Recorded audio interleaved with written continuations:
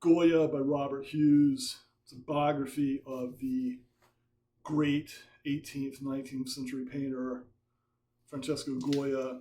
I assume if you're watching this, if you're checking this out, you probably know who he is, and I'm going to try and avoid making this a kind of mini biography of Goya and talk more about the book itself.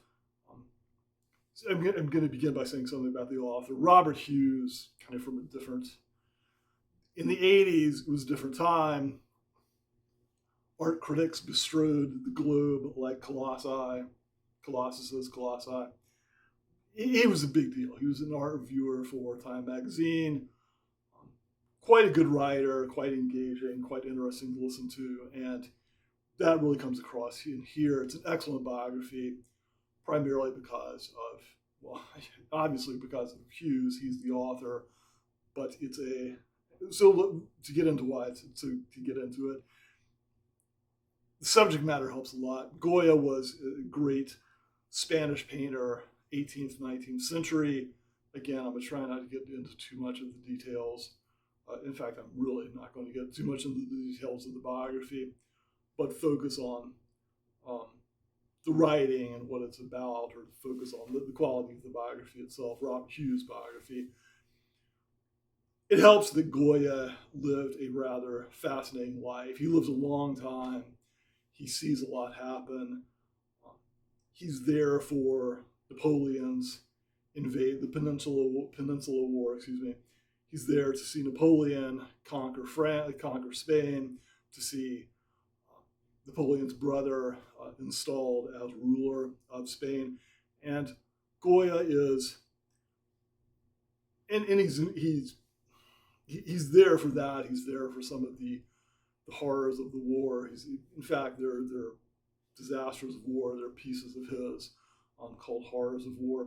But to lay out his life somewhat, Goya was a court painter, and I was familiar with some of his paintings before reading this book, but I hadn't really looked at him enough. He's magnificent. He's an absolutely magnificent painter. He paints the aristocracy. He paints the Spanish aristocracy, and the paintings are magnificent. The paintings are absolutely wonderful.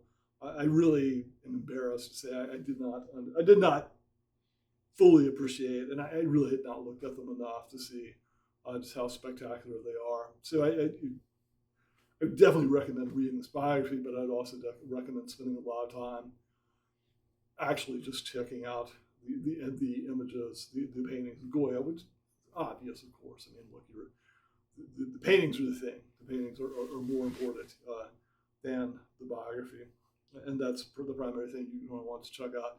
And one of the things that's really fascinating about Goya, and is fascinating about Hughes' book, is that while Goya is he's doing these paintings of the aristocracy, but he's also creating tapestries, he's creating prints,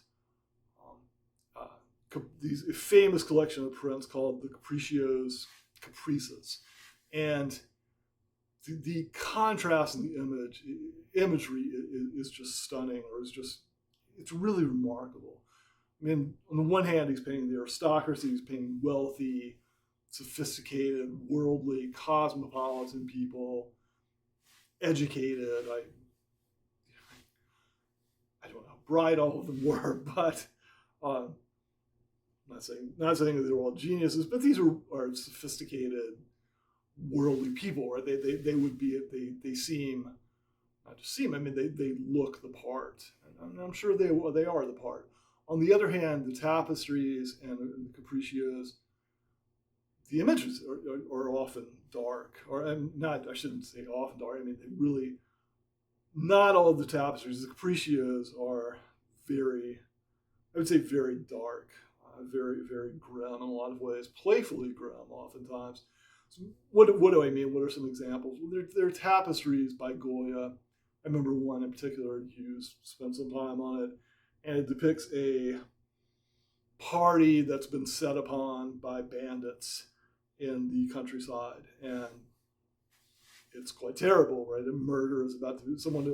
gentleman is about to be murdered by one of the bandits. The women are being assaulted. It's a terrible and it's a horrifying scene, and it's in stark contrast to the aristocracy. This is something Hughes really picks up on, and something he really brings out. It's as if it's not as if there really are two Spains. There's the Spain of the aristocracy, there's the court, and outside of the cities, it seems vicious, brutal, lawless, brigands, quite grim. And furthermore, a lot of Goya's paintings are they're paintings of supernatural scenes. They're painting witches or a witch's Sabbath. There's a painting of witches, and there's a horned. There's a male goat, a black goat, I believe, that they're worshiping or they're cavorting with. I mean, look, he paints all these ghoulies and all these spooks and all these witches and all this sort of nonsense. And Goya, as he says, he doesn't believe in this. And I suspect a lot of this is attempts at making money. But it also speaks to a populace, or a Spanish populace, that's not enlightened, a Spanish populace that is not really taken up with the Enlightenment, and is not going to be persuaded by the Enlightenment, is not going to be persuaded by reason. It's superstitious, and it's backwards, and it's crude, and believes in or is at least willing to entertain the possibility of things that go bump in the night. So, as I say, I think this is really, for me, the most fascinating thing about the book, and Hughes really brings this out, the two Spains. The sophisticated, cosmopolitan royalty, enlightened, and the violent, crude, superstitious, backwards Spain that you find outside of the cities, that you find out in the countryside. And furthermore, this plays out, and I think Hughes also brings this out. Napoleon's conquest of Spain doesn't really work out. He does conquer Spain. He does set his brother up as ruler, but it doesn't last. The Spanish are not. You could see, and I think I think if you were the aristocracy, if you were educated at this time, you could see Napoleon as a civilizing force, I can see where you would. I think many people did look upon Napoleon as he's going to drag Spain into the modern times. He's going to drag Spain into the modern world. He's going to drag it out of superstition and mysticism and its barbarism and make it something better. And it just doesn't happen. Spain is not the peasantry, the hoi polloi, the common man of Spain is simply not ready for this, and Napoleon's control doesn't last. Right? It fades. Right? It goes back to Spain, or the French conquest of Spain doesn't last. Now, I should also emphasize Hughes does a great job of treating a particularly interesting aspect, I think, of Goya. In some ways, Goya almost becomes it's almost like a reporter. He's going about making drawings. He's going about recording the horrors of the war, the horrors of the Peninsula War that he observes. There's a famous, I believe it's a print where he writes on it, I saw it. Right? I was an eyewitness. I was here for this. So we have the disasters of war, which is as grim as it sounds. We have the capriccios, which are they're etchings, right? They're prints, and they're absolutely magnificent. I really would be well served checking them out. Sadly for Goya, they were not a commercial success that he hoped they would be. Many of the images have become quite famous. Well, I shouldn't say many, but some of the images have become quite famous. I think the Sleep of Reason being one example in particular. Now, Goya's. So I think you can see this is rich material for a biography. Goya lives a long time. He does outlive pretty much everyone. He's in the end, it's only him. He's deaf. he has to leave Spain and go to France for various reasons. And, without speaking a word, speaking, I'm sure, very little, as I recall, very little French, and being deaf. I mean, the travails in his later life are quite striking. It must have been rough. And he creates these very grim, these very disturbing so-called black paintings. Quite mysterious, but well worth your time for studying. So I think something that you especially get from the biography, and I think I've already emphasized this, is just the incredible contrast. There's just a contrast between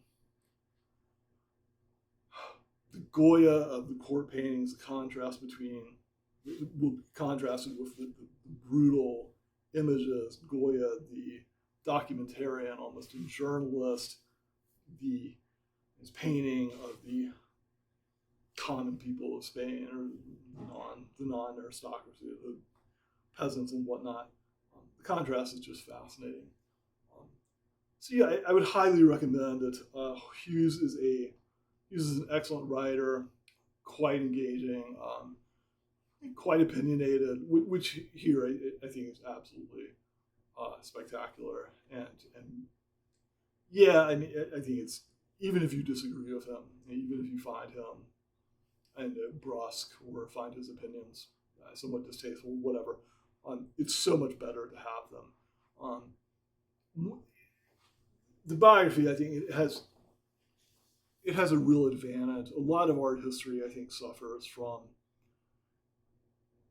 it's more history than art. A lot of it is very dry, simply, which there's something to be said for that. But this really benefits from Hughes, the art critic. This really benefits from his observation and his discussions of individual works by Goya. Amusingly describes this I believe it's ceiling, I believe a dome ceiling that Goya paints. There are these luscious, buxom women in it, and as Hughes says, this is a painting by a younger man. Goya's kind of older at this time. These babes that he's painted. And so it's quite amusing. It's quite the writing is quite evocative, and quite amusing. Excellent biography. I really can't recommend it enough. And as I say, I think it really benefits from. There's a lot of art in this art history. There's a lot of art in this biography of an artist, and that's not always the case. And in this case, it's better for it. So, yeah. All right. Thanks. Later.